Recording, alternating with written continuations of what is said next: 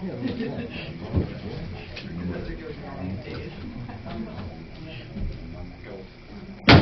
call this regular meeting to order, call roll. Mayor Querom. Here. Councilmember Swanson. Here. Mabry. Here. Mabry. Here. Newman. Here. Please stand and join us in the Pledge of Allegiance. To the flag of the United States of America and to the republic for which it stands, one nation, under God, indivisible, with liberty and justice for all. Now to get started tonight, this is going to be our third meeting in a row where we're going to recognize community committee volunteers for the city of Princeton. We've had quite a few show up for our first two meetings. We have two tonight. And, with our volunteers and the various commissions, committees that we have, this city, we could not run this city without their help. So it's we want to show them show them some appreciation with a certificate and a token. And it is a token that you'll actually be able to use. So I'm going to stand up here, and then when I give you your token and certificate, just come up here and maybe for some photographs.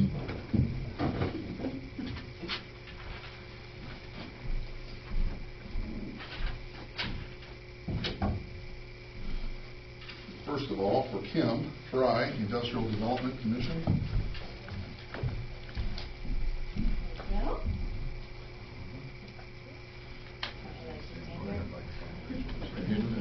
And Matt Kaiser, he's with the Citizens Electric Utility Commission. And the Planning Commission. And the Planning Commission, that's right. And they're both on there. People know they better get better. I think it's two of I know. Yeah, well, there's two here. You go on to that or come over here.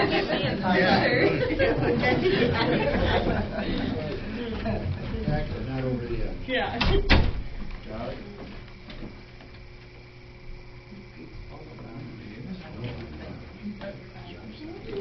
Thank you, guys.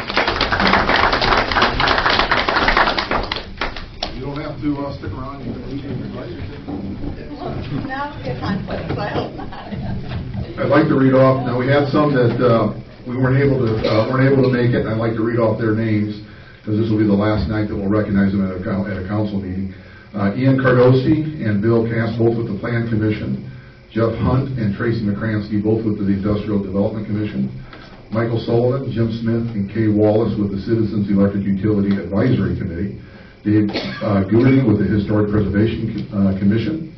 Mike Batasso and Drew Russell, the Princeton Public Library Board of Trustees.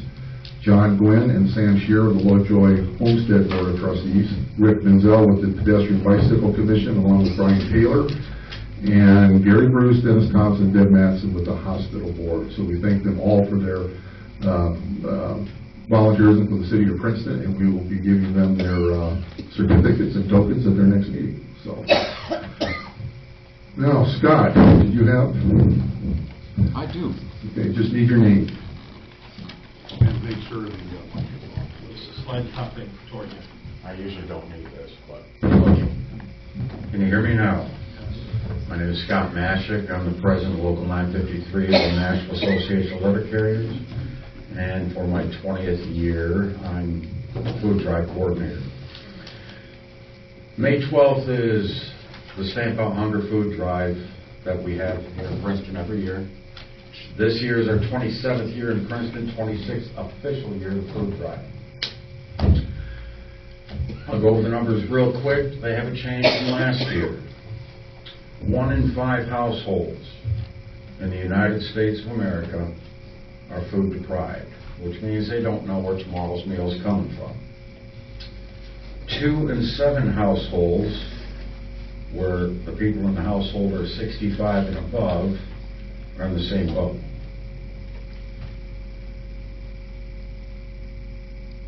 We are the most developed, richest, and the strongest economy in the world, and 23% of our population is hungry. We, on one day a year, do what we can to fix that locally. Our food drive collects dry goods, canned goods, baby food, and I'm going to approach, I've got a picture I forgot to print, I need everybody to see. foodstuffs, dry goods, paper goods. And we collect that one day a year in our food drive, and that makes us nationwide the largest one-day food drive in the world. Last year we collected in excess of 90 million pounds nationwide. Last year, Princeton, 31,907. That's on 5 city routes and a population of almost 8,000. And that food doesn't go to waste. I remember when I first started this food drive, everybody remembers Judy of the food pantry.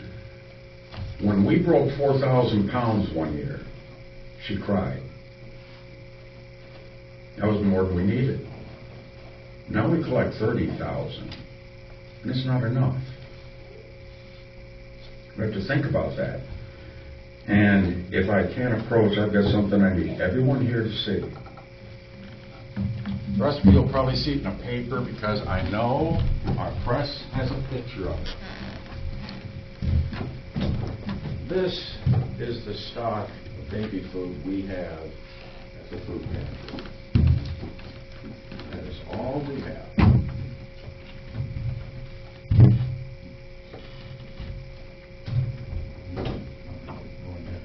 Yeah, right there.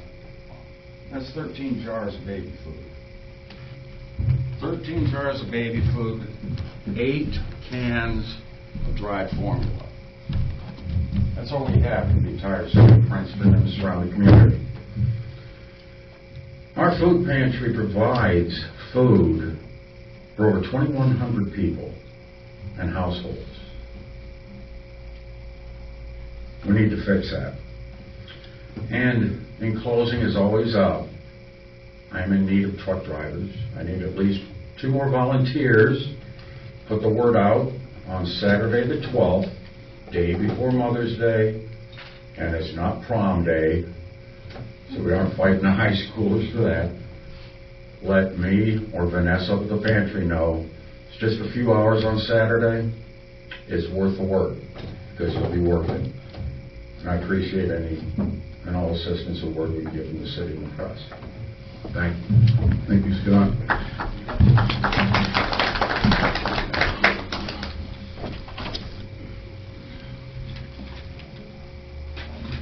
And I have a proclamation to read. Every year, the second Sunday or the second Saturday in May, letter carriers across the country collect non-perishable food as part of the nation's largest one-day food drive, distributing the donations to local food banks. The letter carriers Stamp Out Hunger Food Drive is just one example of how letter carriers work to make a difference in the lives of those they serve. Since the pilot drive was held in 1991, more than 1.5 billion pounds of food has been collected. We recognize all letter carriers for their hard work and their commitment to their communities. All of the food collected in our community stays in our community, and we support carriers' efforts to help those in need in our community. We also recognize the noteworthy milestone of 26 years that the National Letter Carrier Food Drive celebrates in 2018. Now, we, the City Council of Princeton, Illinois, by the authority vested in us, do hereby proclaim Saturday, May 12, 2018 as Letter Carriers Food Drive Day. And we encourage the citizens of our community to support the food drive by placing non-perishable food items in or near their mailbox on Food Drive Day. Your letter carrier will pick it up while delivering the mail, and together we can all help to feed our hungry. Thank you again, Scott. Scott, you want the signed copy? Sure. And so one more thing I forgot. The week prior to the food drive, you'll be getting a white bag from Sullivan's and a food drive card. Fill them and leave them out for us. We'll certainly want to pick them up. And don't be surprised if people other than mailman guard folks are picking up the food. There's one of those 4,000 pounds, we could handle it. 30,000 is a different story, so I've got volunteers everywhere. Thank you. Thank you, Scott. Any other public comment? Yes, Mayor, May.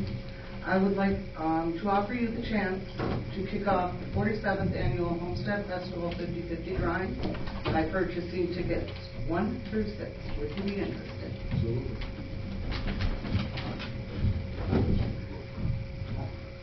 Be on the bottom already.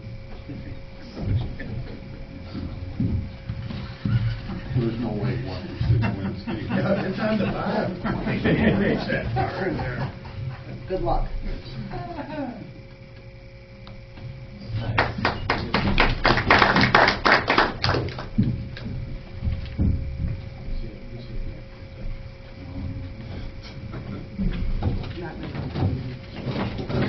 Any other public comment?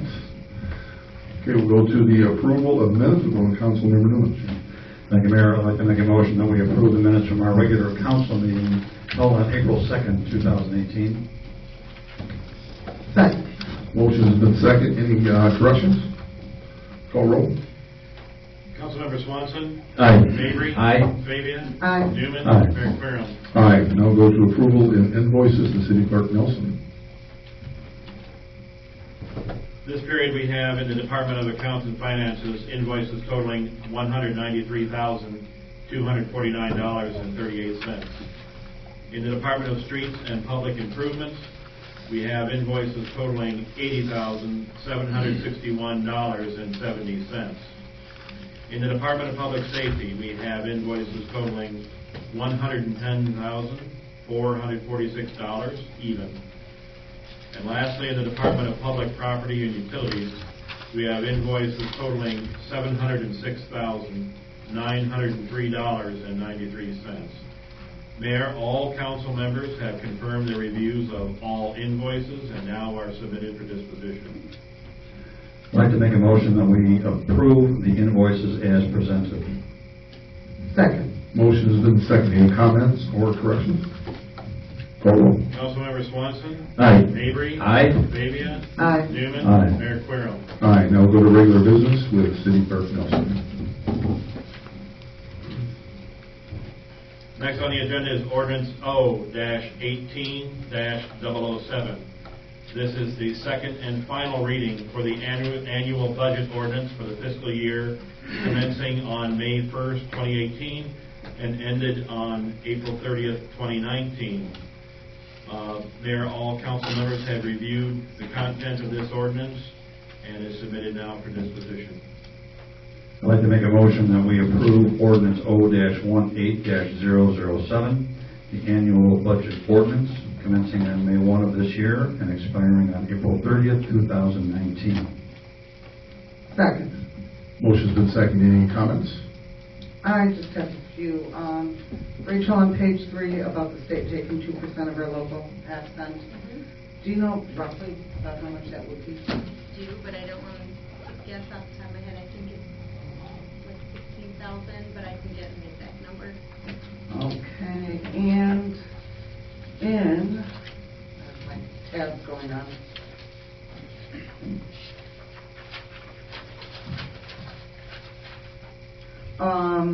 The gold title for street, page 18.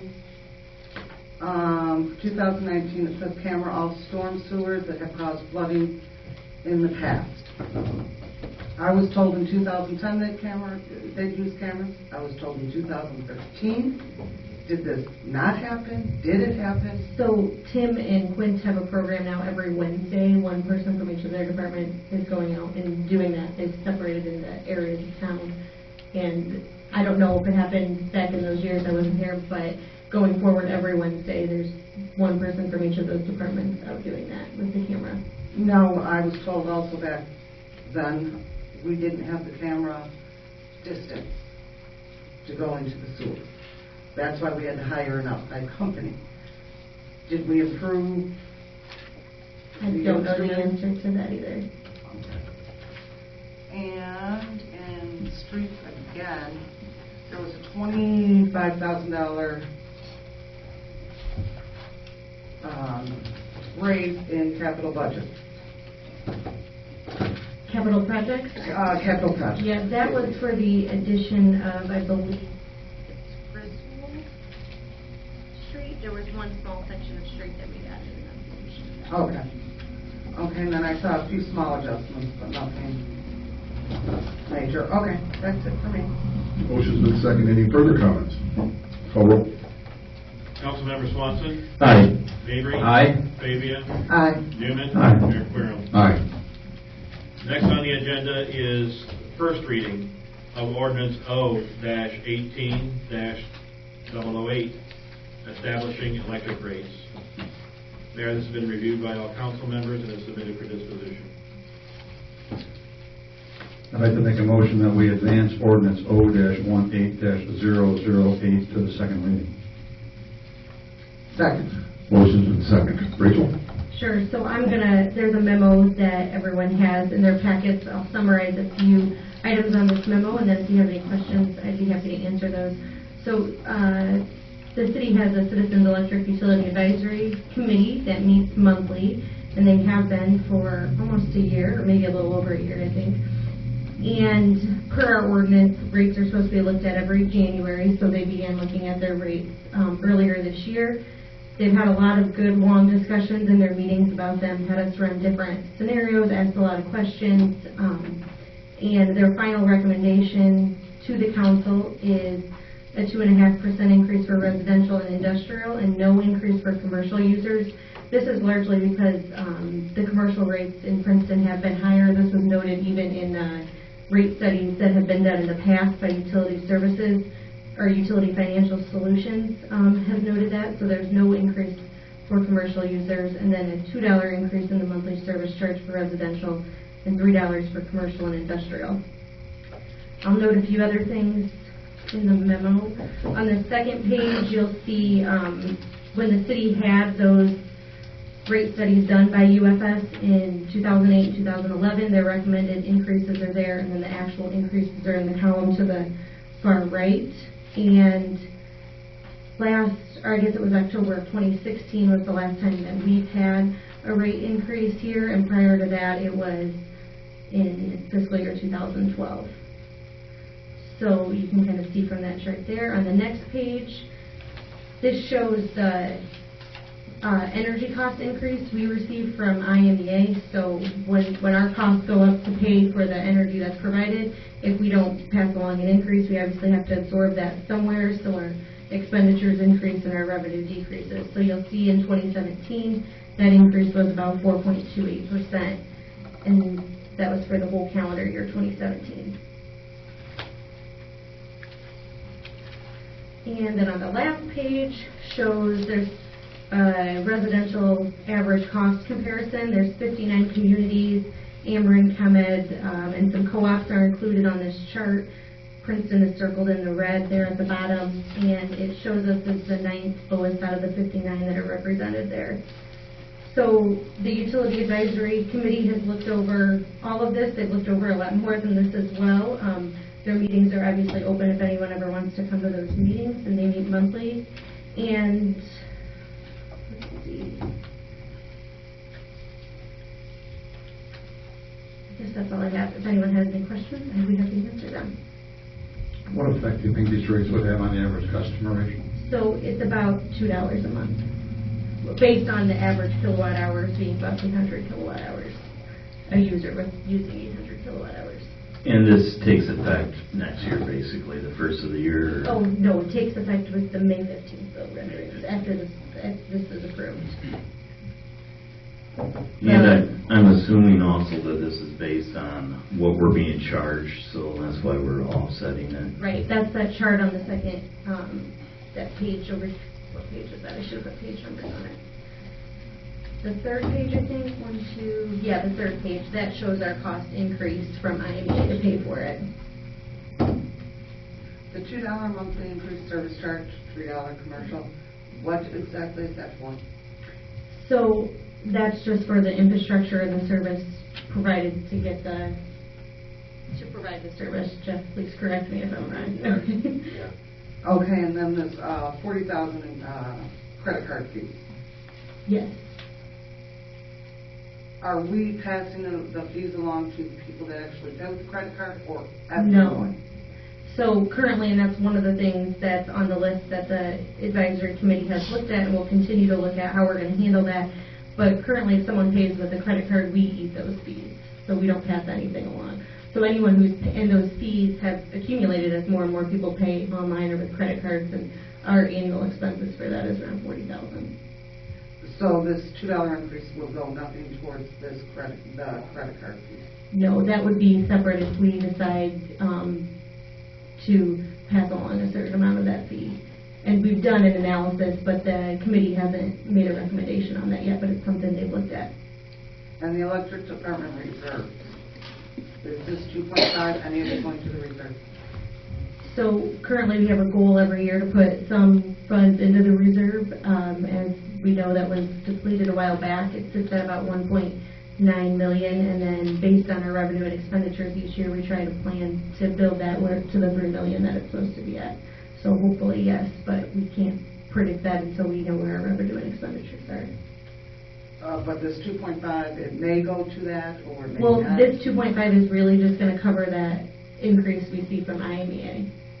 Well, it won't even cover that, but that's what it's to help offset that. But don't we make regular contributions to that reserve fund when we can? Annually. Okay. Yes. Now, I know the city has borrowed plenty from the electric. Is there any way of finding that out?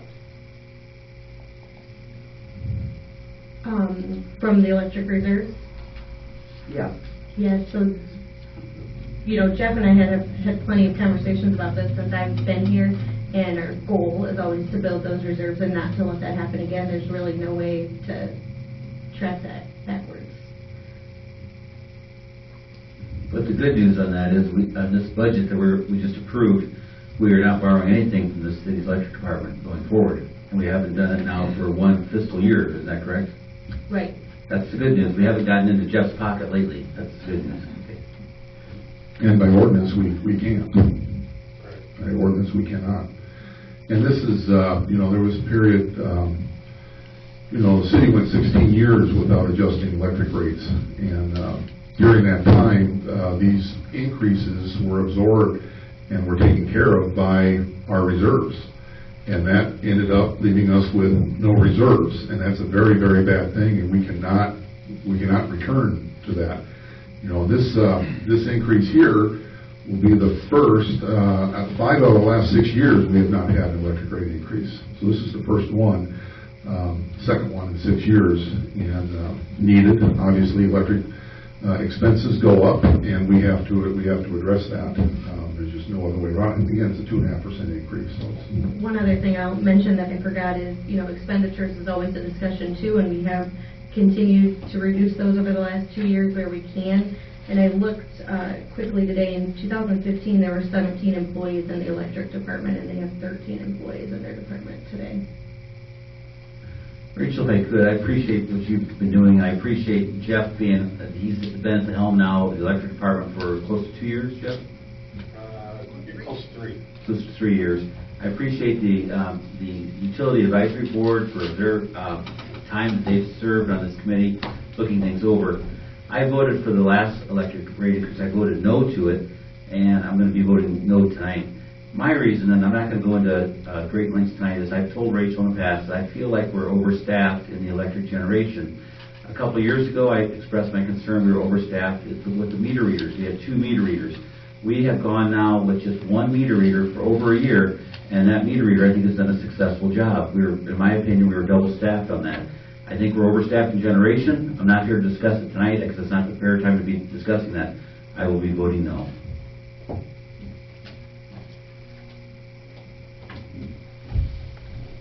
any further discussion? Again, it's a rate increase that's needed. We've only had one in the last 6 years. We don't want to get into a situation where we're using reserves again to pay our expenses in electric. That's going to put us back to where we were. And if everybody remembers, when we played catch-up, there were a series of like 20% rate increases. Obviously, we don't want to go there either. So, this doesn't pass. That's the path we're going on, and it's the absolute wrong path to be on. If there's no other further comment, call roll. Councilmember Swanson, Aye. Mabry, No. Fabia, No. Newman, Yes. Querom. Yes. Next item on the agenda is Resolution R-18-019, revising the water tower maintenance and payment plan with utility service company. Mayor, this has been reviewed by all council members and is submitted for disposition. I'd like to make a motion that we approve Resolution R-18-019, which is revising the water tower maintenance plan with Utility Service Company, Inc. Second. Motion has been second. Rachel? So this is the contract for the water tower. It was entered into back in 2014, and the original contract is included in here. We've had conversations with them recently because they would like to move the full renovation up a year, which would be this coming year, but then I didn't want to start something but pay for it later, so we wanted to revise the payment structure plan, and that's what this does essentially. So in the original agreement, the payment this year was $35,000, next year was $35,000, and then it went up to like $360,000, and I didn't want to have that in there for doing the work this year, so we revised it to kind of fit within our budget needs for the next 5 years. So that's what this is for. Motion has been second. Any further comment? Call roll. Councilmember Swanson. Aye. Mabry. Aye. Fabia. Aye. Newman. Aye. Mayor Querem. Aye. Next item on the agenda is Resolution R-18-020, a platted subdivision for First State Bank of Mendota. Mayor, this has been reviewed by our council members and is submitted for disposition. Make a motion that we approve Resolution R-18-020, which is accepting the plat of subdivision for a land parcel owned by the First State Bank of Mendota. Second. Motion has been second. Comments? Call roll. Councilmember Swanson. Aye. Mabry. Aye. Fabia. Aye. Newman. Aye. Mayor Querem. Aye. Thank you, Pete. Now we'll go to city manager report. Okay, so I just have two things. First, I just wanted to make sure everyone has a copy of the Princeton Public Library budget that was approved for their budget starting May 1. And then the second item I have is we've been talking about Euclid for a long time now. So I wanted to put together a timeline the best I could of what's happened with that project since as far back as I could go, which was December of 2014 to present. And as you can see when you look at the timeline, there's been a lot of meetings and requests for reports to be submitted, and then submitting a report to IDOT, and then resubmitting a report. But this just kind of breaks down the timeline all the way from December of 2014 to where we are today in April of 2018, which we are finally, I think, on that final path for approval for that project for a January of 2019 letting. We had to submit some additional commitments and comments to them, which we did on April 4th, and then we submitted our final preliminary design review to IDOT on, April 6th, and then we also submitted our preliminary design review to IDOT on April 6th as well. So we've been told that those are going to be approved, and then we'll be able to move forward. On the back of that is a funding summary. I know we've talked about this as well, but I wanted to make sure everyone had a copy of that and put that in writing, because although it's 80-20, it's not really 80-20, it's only 80% of what, it's only the money that we have allotted from the federal government, so it gets a little confusing. So I'll just go over this quickly. So we've already paid for a majority of our design engineering, which was an agreement that came out of the Motor Fuel Tax Fund. We've paid about $210,000 of that $225,000 preliminary engineering agreement. So then we also had the contract addendums for the temporary construction easements, the 106 report, and the cultural clearance. And we have $58,000 of that remaining. However, we likely won't have to spend that. So that is good news. Then we have the full construction cost at $2.2 million, and then construction engineering, which is estimated at 12.5% of that, so $275,000. So when you take all of that into consideration and what we've paid year to date, the remaining city responsibility for this project is $1.2 million. Yeah, the total project cost is 2.7. Yeah, 2.8, sorry, rounding. Rachel, I'm not blaming you, but man, I don't remember we got into this when we started this if we were going to have those kind of numbers. But obviously we've fought this game for so long, this battle, that... Yeah. So the next conversation, when we're ready, will be how this is going to be funded when it goes out to letting. So, but that's a good 2-page summary of this project. In each year longer prices keep going up, right? Oh, yeah, actually asphalt prices are down right now, Yeah. oil prices are lower. Right, that's what I just heard. That's all I have. Okay, anybody have anything more on that? Okay, I've got a couple of more proclamations. In 1872, J. Sterling Morton proposed to the Nebraska Board of Agriculture that a special day be set aside for the planting of trees. Arbor Day is now observed throughout the nation and the world.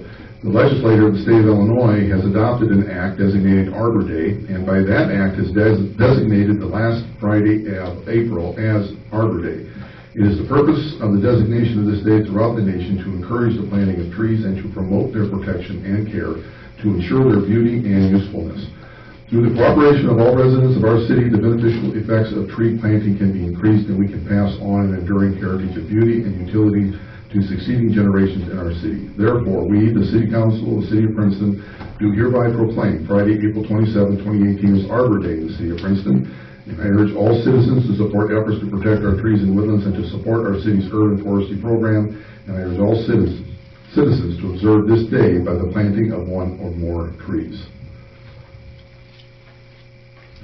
In the last proclamation, preventing child abuse and neglect is a community problem that depends on involvement among people throughout the community. Child maltreatment occurs when people find themselves in stressful situations without community resources and don't know how to cope. The majority of child abuse cases stem from situations and conditions that are preventable in an engaged and supportive community. Child abuse and neglect can be reduced by making sure each family has the support they need to raise their children in a healthy environment. Child abuse and neglect not only directly harms children, but also increases the likelihood of criminal behavior, substance abuse, health problems, such as heart disease and obesity, and risky behaviors such as smoking. The effective child abuse prevention programs succeed because of partnerships created among social service agencies, schools, faith communities, civic organizations, law enforcement agencies, and the business community.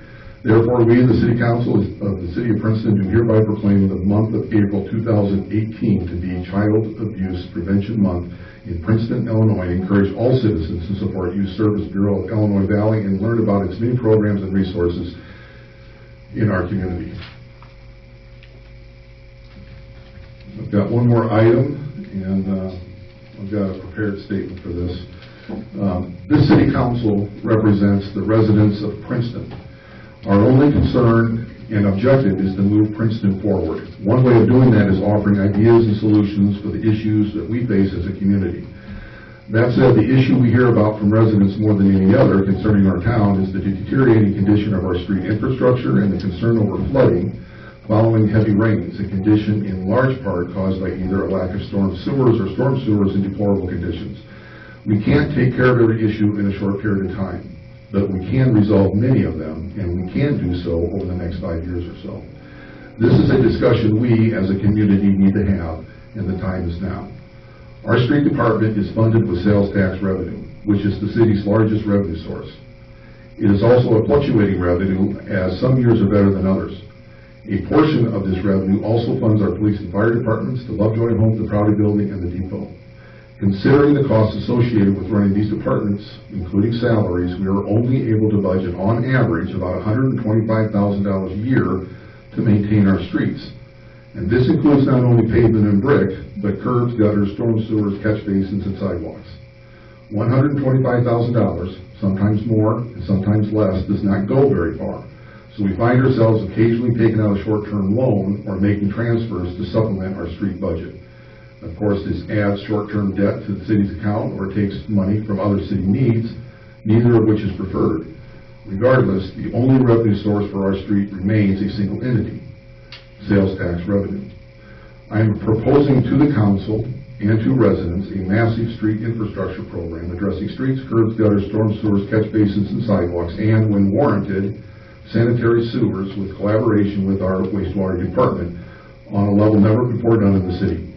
In the end, it will largely transform our street infrastructure from its current deteriorating condition to a solid infrastructure grid that we all expect and which will take us well into the future. We currently have a 25-year street program in place. It is designed on a year-to-year basis to address our street infrastructure concerns and what we currently budget. It provides us the opportunity to repair 4 to 5 sections of streets a year. We can continue with this program, slow and tedious as it is, or we can basically perform about 20 years of street work in about 5 years' time. We can accomplish this in one of two ways. First, a November referendum for a 0.25% non-home rule sales tax. The referendum language would be for a standard non-home rule sales tax, but I propose adding a sunset clause, removing the tax in 10 years, and reinforcing the clause by adding language stipulating that the tax cannot be extended beyond 10 years without a referendum. I would also propose adding language that the sales tax proceeds can only be used by our street department for this specific project. The second option is a 0.5% sales tax increase. The referendum language would be the same, but the sunset clause would remove the tax after 5 years instead of 10. In today's dollars, a 0.25% increase would generate about $280,000 a year in revenue. I propose we add to this figure what we normally expect to budget, which would be about $125,000, and we would add motor fuel taxes about $100,000 a year. Altogether, we would be putting, on average, approximately $500,000 a year in our streets, as compared to $125,000 today. Over 10 years, this amounts to $5 million for the program. With our current plan, without the tax, we will be able to put about $1,250,000 in our streets over the same time period. The 0.5% increase would generate about $550,000 a year in revenue. The budget and motor fuel numbers remain the same, so in 5 years' time, we would generate about $3.8 million for the program. With our current plan, without the tax, we will be able to put about $625,000 in our streets over the same time period. The $3.8 million is $1.1 million less than the 10-year program. The reason? While the money generated by the sales tax revenue remains the same, regardless of whether it's a 5 or 10-year program, the budget and motor fuel numbers continue to add to the program over 10 years rather than ending at 5 years under the 5-year program. We would be able to do a lot more with our streets if the sales tax is in place for 10 years, but if we go with 5 years, the tax is only in place for 5 years. That's the trade-off. With the 10-year program, we would likely bond the $5 million anticipated return, which would enable us to complete the actual work in about 5 years. The 5-year program we can bond as well, or we might decide to pay as we go. Either way, the actual work can be done in about 5 years as well. I personally don't have a problem with user-type taxes, such as sales tax, if the tax is for a specific project for which additional revenue is needed, and that once the project is completed, the tax falls off. And I am a proponent of referendums, because user taxes affects us all, and as such, we all have a voice when we vote. As we move forward with this discussion, the city's finances will be open, as they always are, for public inspection. We will provide financial specifics, but if there are financial areas of concern for you that we do not cover, all you need to do is ask. And if we go forward with the proposed referendum, we will answer all your questions by providing an FAQ page on the city's website based on questions you, the residents, ask.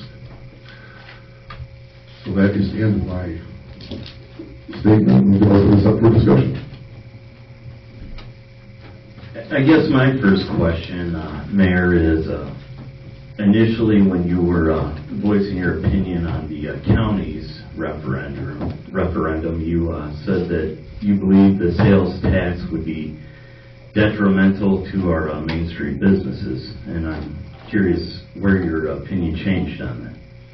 Well, when that first came out, that was, Rachel and I have been talking about this since I think last June, about the sales tax for our infrastructure.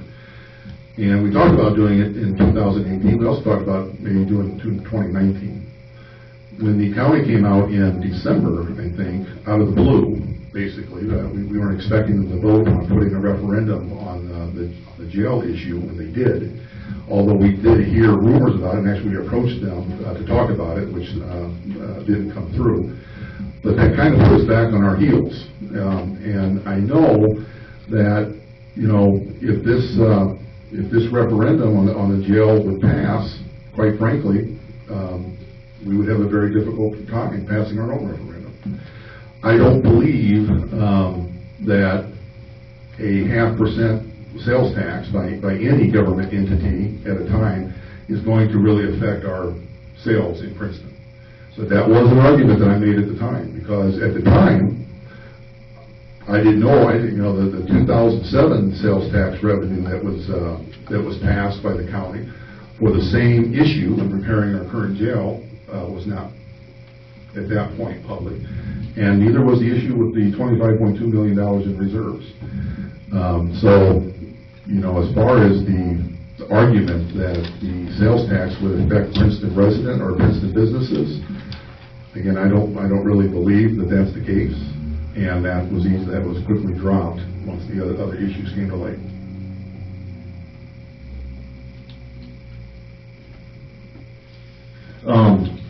Another question. In 2004, we had passed a 0.5% non-home rule tax. It's kind of vague. I had pulled off the internet today. But anyway, it says that it was for the purposes of property tax relief and or expenditure on public infrastructure. I guess the other question is, can we even do this as long as we pull the 0.5% home rule in 04? Well, the 04 was primarily, as I recall, I wasn't on the council obviously, but as I recall, it was primarily for property tax relief. At the time, the city's property tax rate was about $1.24. Today, the property tax rate is about 98 cents. And the reason for that is because of that 0.5% that we are now collecting. That 0.5% tax has served property owners in the city of Princeton well ever since, and it will continue to do so. If we were to withdraw or stop that 0.5% sales tax at this time, you would see the city's tax rate go up and people's property taxes would be affected. So that has been, that is a great example of a sales tax that went into effect for its purpose, has been on and has remained on the books for its purpose, and again has served property owners in this town very, very well. I guess it still goes back to, is there a cap on the non-1%, Rachel? No, there was no sunset. No sunset. Right, but a cap on how much non-home sales tax is that you're asking? It's 1%. I have the ordinance from 2004 right here. So we'd be going after the retailer occupation tax and the service occupation tax, which we have to with code. So the majority of this went to tax relief. None of it, or very little of it, went to infrastructure. There was some, as I recall, and I don't know specifics because again I wasn't on the council, but I do remember some of that money was being used for some infrastructure in town. I don't know what the project was, or if there was even more than one project, but yeah, there was. But and I don't, maybe Ray, you were on the council. You don't recall? Not recall. Pete, any idea? Well, I don't. It would just be speculation that when we did the southeast overflow lagoon project, perhaps, I don't know. I think that was funded. Is there any way we can find this information out? I think we should look into it at least and see when we quit using it towards infrastructure. Okay, next, you had mentioned about wording it strictly for roads. Street infrastructure, right? Street infrastructure. Also in the municipal code, it expires 2020, which you know it will be extended, I'm sure. Use the proceeds of the tax for expenditures on municipal operation in addition or lieu of any expenditures on public infrastructure or for property tax relief. Can we, John, can we word it where nothing goes to operation cost? I would have to take a look at the cases decided under that. I don't know off the top of my head. Because I would like that wording taken out. I would not like it to go to municipal operations. I would strictly want it to go to... Is that the standard non-home rule sales tax referendum language? It is the municipal non-home rule. Yeah, it's, that language I think is standard. From my understanding, it has to be in there. That's why you add, I think. It may well have to be. I don't know for sure. Because we would have to add that language that I mentioned about that this money, proceeds from this sales tax, can only be used in the street infrastructure program. Because none of us, we don't want any of it to go to any other program outside of streets. But that would be my thing. Yeah, the only thing, because it says, road, streets, access roads, bridges, sidewalks, waste disposal, system, water, sewer line extension, water distribution, purification, stormwater drainage, retention, and sewage treatment facility. That is what public infrastructure is described as, or defined as. Okay.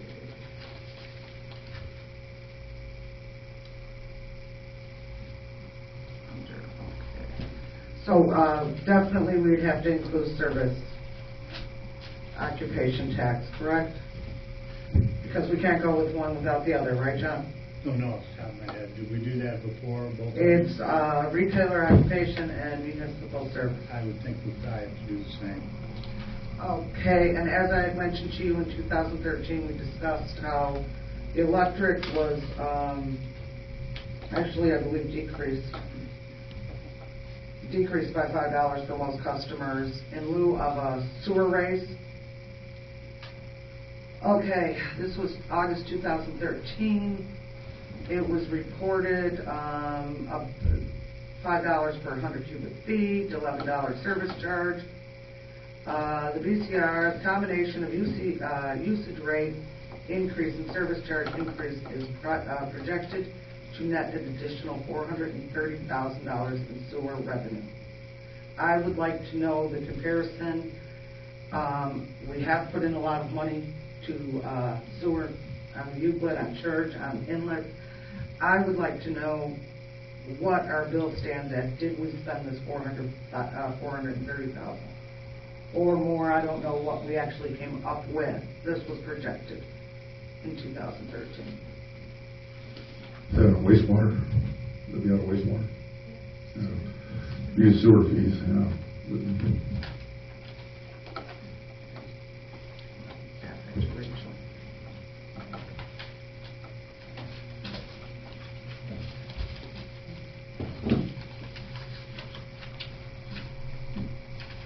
You still going, Laura? Or?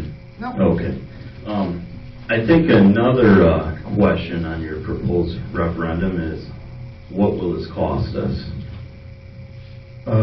Well, the cost of the referendum, I really don't think we have to spend. I talked to Rachel about this, and the county did when they did the hometown meetings, and that. I think what we can do as far as educating the public, we can set some. If we go through with the referendum, we can set some dates of nights of council meetings, and maybe start a half hour, 45 minutes earlier, and have it here before a council meeting. People want to come in.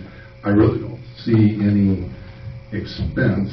I don't know if we need to make out pamphlets. I don't think we need to really do much of anything except be vocal and explain the program, answer questions, frequently asked questions page on the city's website based on questions that residents have. I think can pretty much cover it. I think a simple, low-cost handout that talks about our finances and talks about the program would be helpful, and that is something we could probably produce internally.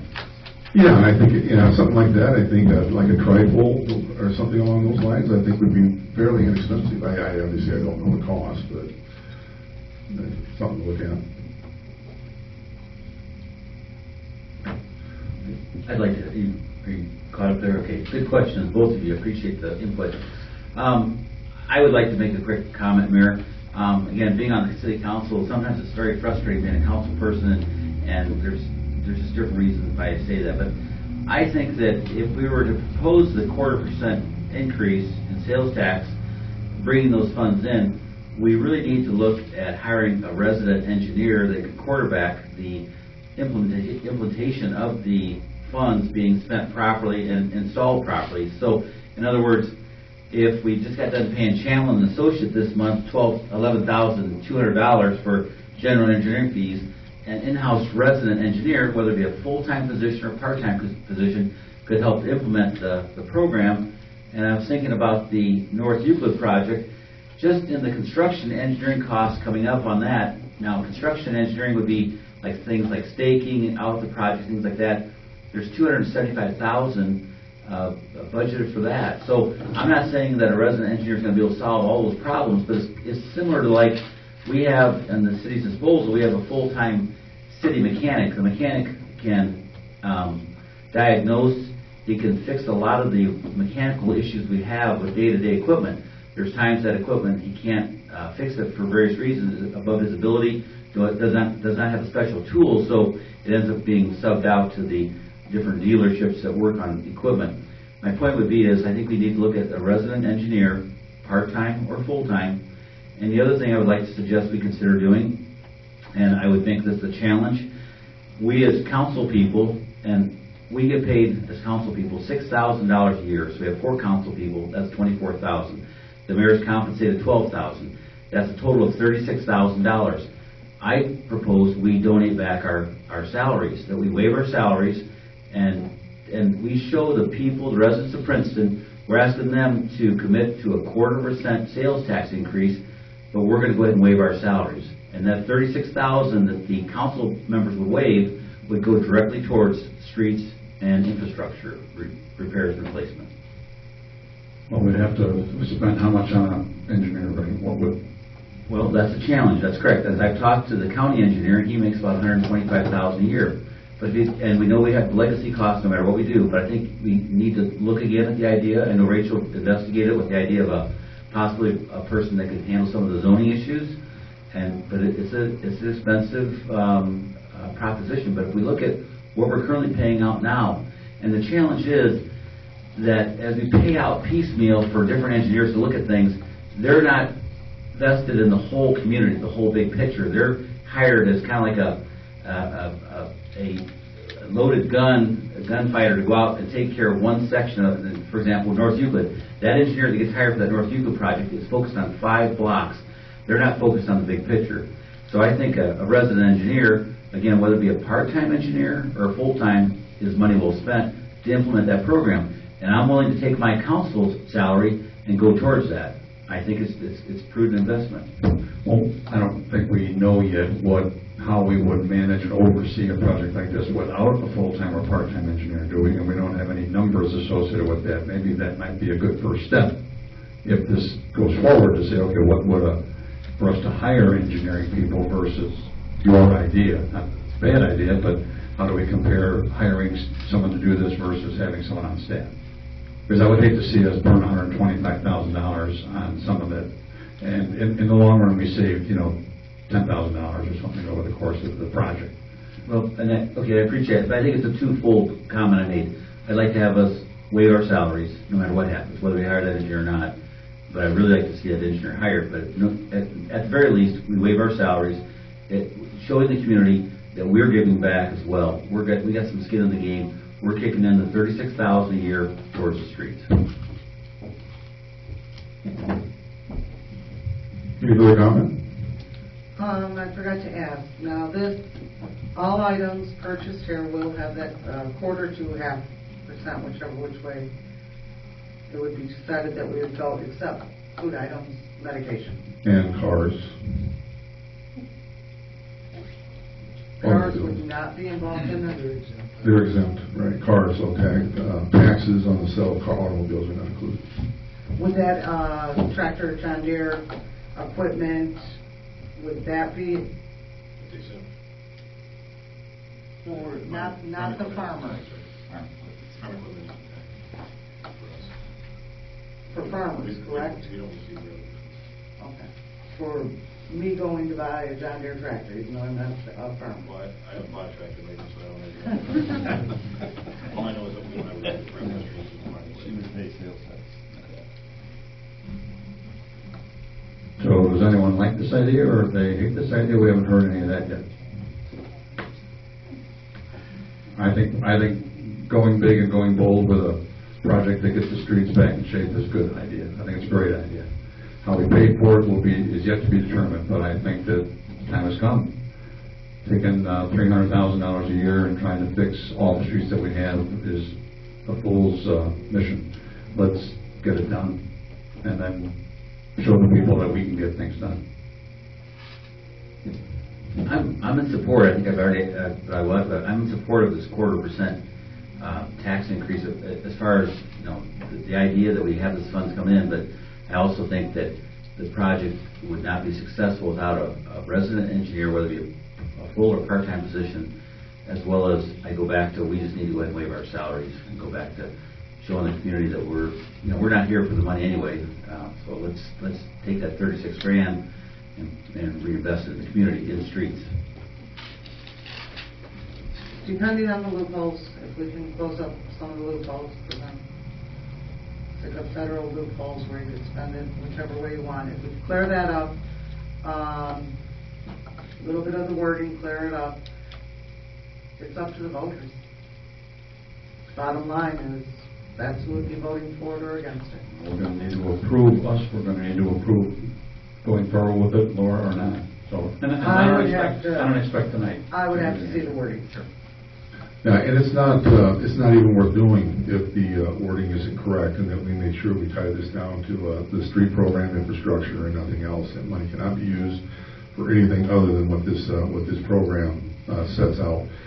And again, it's the number one issue that I hear from residents about our streets, curbs, gutters, sidewalks, everything. The flooding issues that we have after heavy rains.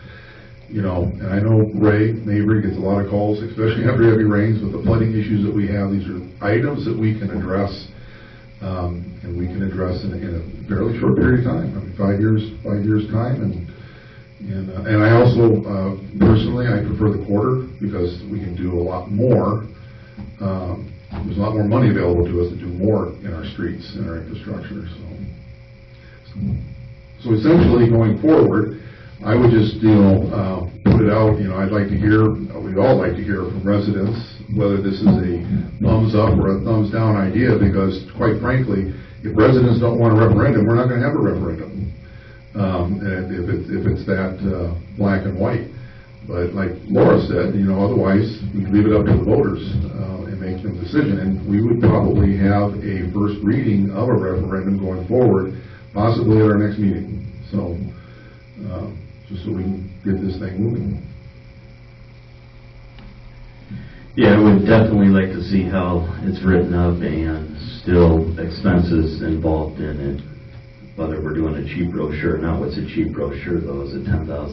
Is it $1,000? It's a couple reams of paper and a copier. But there's also salaries involved because people are spending time.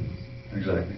This is a big deal. This is a big project, and I don't think we want to worry about a couple $100 to get the word out. We want to get the word out. It's important that everybody be familiar with what we're about to propose here. So that's upfront cost you can't avoid, I don't think, right? Well, you have the legal bills looking into the matter. I don't know the particulars on how we have to educate the public. If we make one pamphlet, do we have to make them for every resident? I don't know where that line is drawn. Well, it's not overthinking tonight. There's all this stuff we can discuss going forward, and again, I think they're fairly minor obstacles, and we can address them and come up with viable solutions. But you think? It's an 8 o'clock alarm. There it is. Any other further discussion? We good? We go? Before, I think we should bring it back before we go with the first reading to discuss what the referendum looks like, if we want any changes, to have another discussion with it before we bring it to a first meeting, so we get the wording correct, how we all want it. Yeah, we can do that, or, if we get the referendum language secured, we can get it out to the council, well before our next meeting, and if there's still questions at that point, then we can have a discussion at our next, but otherwise we can move forward. Anything else? Okay, any old business? Any new business? Public comment? Entertain a motion to adjourn this meeting and to reconvene at our next. Okay, I make a motion that we adjourn our regular meeting tonight and reconvene our next regular meeting on Monday, May 7, 2018 at 7 o'clock here at City Hall. Second. Motion has been second. Call roll. Councilmember Swanson. Aye. Mabry. Aye. Fabia. Aye. Newman. Aye. Mayor Querem. Aye. This meeting is adjourned, and thank you for attending.